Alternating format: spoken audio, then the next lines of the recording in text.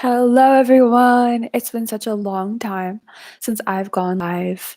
I had a gnarly trek through India, through India, and I'm in the Himalayan mountains now. It's cold, it's winter-ish, kind of, and I'm loving it so much. The first thing that I wanted to talk about today, though, before anything else, was about why I go live with this camera. And right now, for a day, I have a really awesome camera that I'm probably going to shoot something with called a Sony Alpha. It's got a really nice lens, and I'm thinking I'm going to be shooting something with that. I also have a Sony something else or a Nikon. I don't know what it is. A decent DSLR prosumer camera. Not the greatest, but decent, better than this. But it's the microphone. I really feel that personally, I feel, and also I know for a fact that the most important factor of what makes a good video is the microphone and the audio. So, that being said, I'm happy to be live. I was supposed to be teaching on Cambly right now, but for some bizarro reason, I'm having an issue with the internet, and I think that after this live stream, I'll be able to assess how good my internet actually is, which is good because when I'm teaching students on Cambly, it's really difficult for me to tell from their end just how reliable the connection is and like how good the conversation is going, like how good my internet is. So that's another reason for this live stream. Today was kind of mentally exhausting for me in some ways. I feel like a really long cycle in my life is coming to a close. A really long, exhausting cycle, a burnout cycle, what I'm calling the summer of my life. Look, at the end of the day, yeah, I'll say it, I'm Caucasian, and it's been really difficult. Basically, I mean, if I look at it, the last 8 something years of my life, I've been choosing to live in warm climates, even in winter. I'm choosing to live in warm climates. LA was comfortable, but still quite warm. But when I say warm, I mean like I was traveling from India to America in the summer and then back to India and like South India. I was I was sunbathing in Oroville in South India in the middle of summer. I mean, without a doubt, Oroville is a super spiritual place because I don't know anywhere else in the world where I could get the kind of strength or courage to do something that stupid. I mean, the temperature on the hottest day when I was sunbathing, full sun for like 3 or 4 hours at a time, um, it was like 100 and maybe 5 degrees or like 100 degrees easily. And the reason that I did that was I was like, well, if you can't beat it, join it. If you can't beat it, try to let it make you stronger. So I was like, okay, well, if I if I jump into that, if I sit in that sun, if I wear a bikini, a bathing suit, whatever, and I sit in that sun, then it's going to make it seem less hot everywhere else. And I mean, it kind of worked, but it was also kind of stupid. Anyways, I'm really grateful for where I am now, and the mountains are beautiful. And yeah, so this is the Sony Alpha camera that I want to shoot with. It's right in front of me, and I would love to show it to you. I think the audio quality will be pretty good on it, but I'm not like sure. So look at this baby. Woo! Look at this. Gorgeous. This is the Sony Alpha, And I don't want to take my hands off this baby. And I would look into this eye all day long because she is a beaut. Oh my God, I'm in love. You are an absolute beauty. Sony A7S.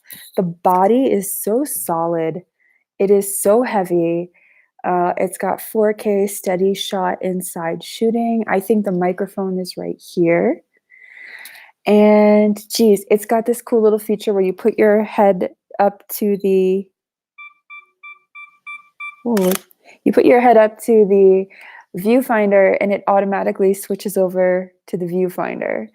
So I love this camera. It's really sad that we only have it for a day, but you should leave a comment below and let me know what we should shoot with it because I'm sure we're going to come up with a lot of really great ideas.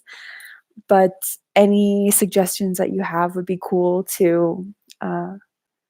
So I love that camera. I'm in love with it. And I love looking at it. So I think I have a coffee coming. Do I have a coffee coming? Okay. Yes or no? Yeah. Yeah? So what time is it now in Los Angeles? In Los Angeles, why do I always do that? The current time is 4:30 a.m. So this is sort of like a, oh, and it would be morning time on the East Coast. I think on the East Coast it's around, around 7 o'clock. USA. Oh my God, is that me? Oh my God, I look beautiful on this camera. This camera is stunning. This camera, I thought my issue was like, we've been shooting with these DSLRs and I've been shooting with my iPad and I haven't been liking the footage. So this is me right now doing the live stream. And I haven't been liking the footage and I realized it's not like, okay, my biggest problem was the way that these cheaper DSLRs were capturing my features. And how much does this run for? What? This camera, how much does it run for? The cost? Run, how much do you buy it for? $4,000. $4,000. Okay, so these other cheaper DSLRs we're using, the other one we have is a Sony. A Sony what? Alpha 3500. Alpha 3500. And this is That's an the entry-level camera, and this is like yeah. So the entry-level camera, I'm not impressed with at all in any way. I thought my issue with it was that I didn't like the DSLR because I didn't like the details it was picking up. Actually, I didn't like it because it wasn't picking up enough details. So, I mean, look at this lens. Is this not the most beautiful eye you've ever seen? Gorgeous. And I'm like smelling it. It's very weird. So that's that. That's that. I think this can. So on the East Coast right now, the time is, oh gosh, just tell me Boston time. 7:34 a.m. So this is like a morning stream for a lot of people. And let's do a little thing here. I need more light on my face. So I'll open this page. Oh my God, why is he calling again? Is he confused? I want a coffee. It's that simple.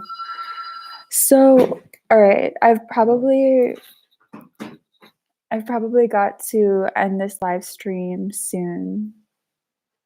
But I would love for it to keep going, honestly. Because it's been quite a while that I've been able to do a live stream and I've been able to get into my flow and talk about things that I find important. And I think live streaming is something that I definitely want to experiment with more in the future. Learning how to be live and present and have, I don't know. I mean, ideally in the future, I would love to plan out these shows. A lot of the people that I follow on YouTube who do live streams, they've put so much time and effort and money into it. And it's my biggest challenge, honestly, is like I just did, like I said in the beginning of this live stream, I just did this like really exhausting, gnarly trek. And we shot a lot of footage from that trek. We left Jaipur and now I'm in the Himalayas, and I've been in the Himalayas about 2 months. But I keep making decisions that like burn me out, and I think I need to stop doing that. But either way, backpacking was good. Backpacking was exciting. Um, um, yeah, so the point that I'm trying to make is I didn't do live streaming for a while, and it's something that you have to keep at. You have to keep at it. You have to keep doing it, because once you get out of the flow of live streaming, it's really difficult to get back into that flow of live streaming, finding a topic that you want to talk about and then being able to improv on that or riff on that for anywhere from like 5 minutes to 1 hour. It takes practice. So I've been reading a lot of books lately. Could you hand me my iPad, please? Been reading a lot of Oh my god. I've been reading a lot of books lately, and I have this Kindle app on my iPad. I finally got to reading Justine's book, which was really exciting, and because I didn't know I was in it. For a really long time, I wanted to read her book, and where is it? I have it on here somewhere. So, woo, what's this? That's not the main page. Where's the cover? Ah, you silly app. Oh my god. Oh, it's taking me to, yeah. Oh my gosh, what a long book. So I read her book. What the heck? And it kind of really inspired me, and it refreshed me. And when I first, okay, I'm not gonna lie, I cried. And I actually recorded a video of me crying after reading like 10 or 20 pages of the book. I recorded this video crying because it was just so touching, and that was before I even knew I was in the book. And then when I got to the point where I was in the book, I was like, "Oh wow, that's so nice. She mentioned me." And then I think she mentions me and like a couple of our experiences at least like 4 or 5 other times. And that was cool. But so it got me on this like interesting flow of wanting to read more books, like social influencing books and YouTubing books. And like, I've got this one on here, How to Get Famous on YouTube. And it's like, I don't know, it's kind of like, why do I need to read it? I'm from a totally different category, I guess. And I feel like, yeah, it's definitely useful. I'm finding them kind of boring and kind of repetitive. And I feel like, yeah, okay, I kind of feel like YouTube is like the rise of the middle class in some ways, like it's sort of like all of the middle class soon is going to be making 6 figures, and YouTube was sort of just the initiator. Here comes my coffee. YouTube was sort of just the initiator that got all of that started and all of that rolling. Thank you.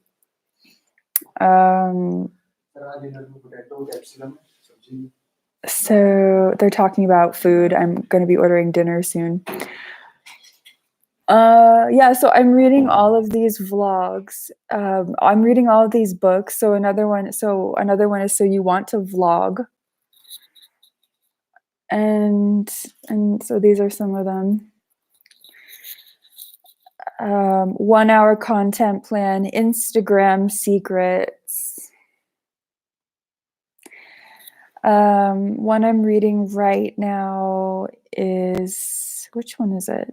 So they all kind of seem the same to me. It's like these people who found YouTube and they're grateful for it because it's giving them an opportunity to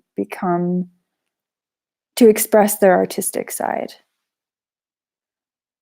And I think so. This book, So You Want to Vlog, was written by this girl who used to do news reporting and then she started to do vlogging.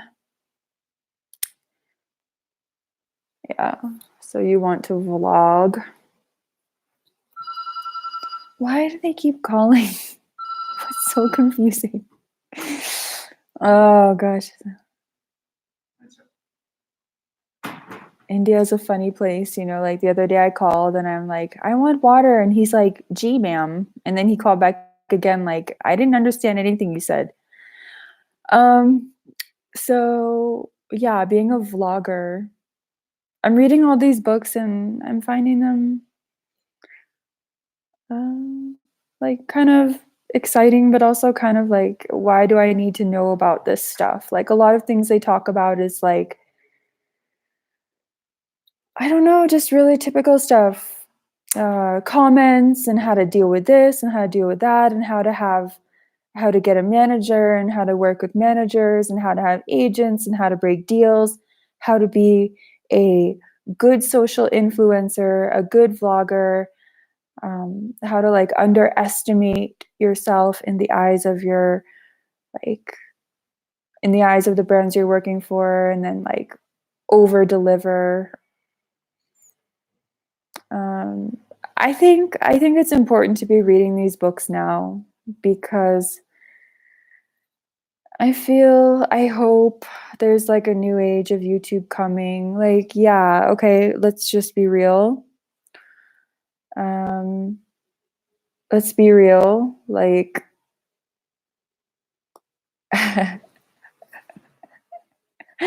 okay, the author is Jonathan Myers. So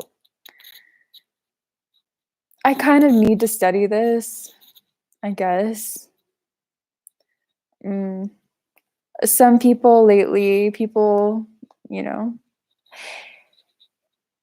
have been telling me that this is over, like that YouTube is no more. But like I said earlier, and I'll clarify more on my point, I feel that it's time for coffee, and I feel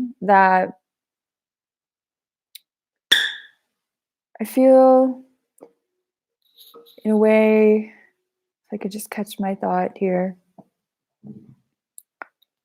that YouTube was a gateway. It was like a bridge for the rise of the middle class. And it's so obvious, you know, because when I read these books, Justine's book was great. It was an account of everything she did. It was a memoir, an account of everything she did up to a certain point. But there's a lot of these people on YouTube who do these videos, you know, like click this video if you want to know how to be a successful vlogger. If you want 100,000 views or 1,000,000 views, click this video. And then of course you look at the video and you're like, well, that has 1,000,000 views. So they probably know what they're talking about. Well, I think that's also a type of clickbait. And so like these people get more and more successful, teaching people how to be successful, which makes them more and more successful. There's people like Tony Robbins who I think probably they have like some actual skill and knowledge. There's a lot of these young people though, like, yes, I'm going to talk a little what sounds like negative, who are just understanding that YouTube is a bridge for the rise of the middle class. So here's the thing, right now 6 figures is a lot. But as the middle class gets richer, the richer are getting richer. So it's like, yeah, okay, in a way, YouTube is over, I think, in that sense. It's sort of like a lottery now. It's sort of like whoever can win it. I'm really surprised sometimes at the people whose channels I see are successful. And why isn't mine like these people who are, I don't know, weird or something, just weird people and cats. And yeah, it really irritates me that there are dogs out there in New York City that live richer lives than me and have better YouTube channels. But there is something to learn in that, I guess.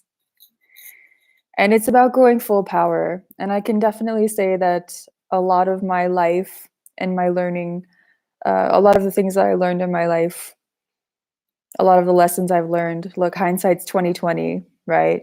I've been talking for 20 minutes and 20 seconds something. And this is a new year coming up. 2020 is coming up, and I hope you're excited. I hope you've made resolutions. And I have way too many, and I need to write them down. You should definitely write down some of your resolutions. And if you want to, share them in the comments, because that would be a cool thing to share, or keep it private. I don't know if I'm going to share my resolutions because there's a lot of them. So many. So what I learned through all of this was I'm supposed to be a very successful person in my life. And I grew up in a wealthy family. And in so many ways, I shied away from appreciating that and having gratitude for that. And 2020, I feel, is the year to come back into power and to take everything that I learned through the first quarter, first half, whatever of my life, and make something out of it. But I want to talk about YouTube. And this idea that I keep coming back to about the middle class and the rich getting richer. So YouTube is kind of over in the sense that, yeah, we've seen the giant collective of people who became rich making six figures, but soon six figures will mean nothing. Making six figures on YouTube, the real challenge is going to come when the rich get even richer and six figures means nothing anymore. Six-figure salaries. Or these YouTubers and social influencers who are making millions. There is more of a science, I believe, and there's more of a recipe than meets the eye and meets the mind to what it takes to be a successful YouTuber. Yeah, there's a lot of really great recipes out there. There's a lot of really great formulas, and you can read them in any of these books. How to be a social influencer, how to get 100,000 YouTube subscribers and views, or how to get 1 million views, how I got 100,000 subscribers in 6 months or in 1 year or less. Yeah, all of those things are there, but there is something else. Is it a popularity contest? Is it luck of the draw? Is it all of that? There's too many questions that do need answers, for sure.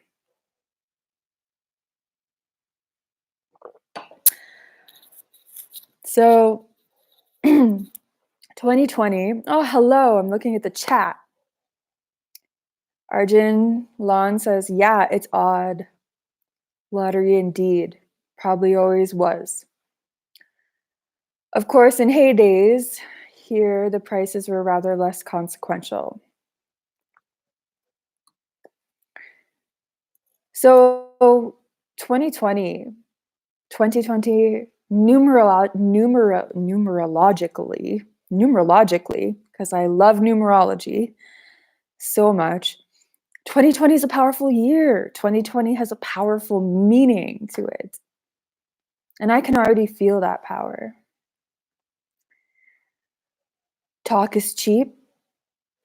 This is one thing people know in LA. We learn to disrespect and not listen to people who say, I'm going to do this, and then they don't do it. I'm going to do that, and then they don't do it. And that's not always their fault. People have difficult challenges in life that they have to face. Everybody is going through something different. Our soul's karma is different. Everybody's soul's karma, this life karma, is different for everyone. So 2020, I don't know, for me, I hope for the collective of human beings, it's going to be a powerful year if you worked hard. If you worked really hard, I think it's going to be a really powerful year. I love astrology. I listen to a lot of astrology. There's, I think two of my favorite astrologers on YouTube are Nadia Shah, NADIYASHAH, and even more than that, David Palmer, the Leo King. Super cool guy, and he does really in-depth horoscopes. Millennials, we love horoscopes. This is actually a new study that's gone on recently about how millennials are looking for some kind of direction in life. And they need something, and religion's not cutting it. So they're turning to astrology, and I love astrology. Even when it's negative, it makes me feel positive. I think, and that's an interesting thing, even when the astrology is negative, it makes me feel positive because it keeps me looking forward. My favorite astrologer, just in terms of her accuracy, is Susan Miller.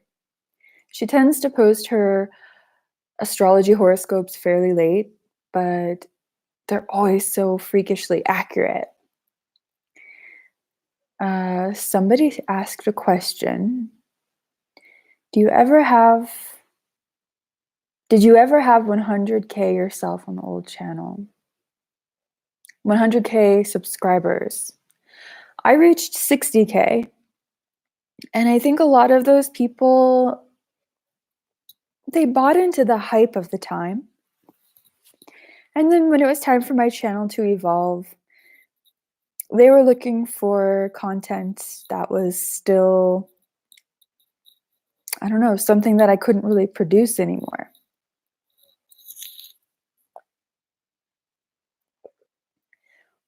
But I'm excited for the new year.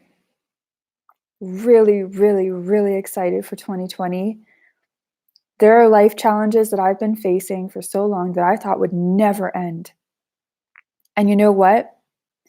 You can fool someone once, you can fool them twice, you can fool yourself even 3 times, maybe even 4 times, but 5 times? No way, no way. After a while, you have to learn from your mistakes and you don't repeat them. So yeah, new decade is beginning and I'm excited about it. I hope you're excited about it too. I hope you enjoyed this live stream with me. And this was really, yeah, it was a breath of fresh air for me. Okay, everybody. Until next time, see you. Bye.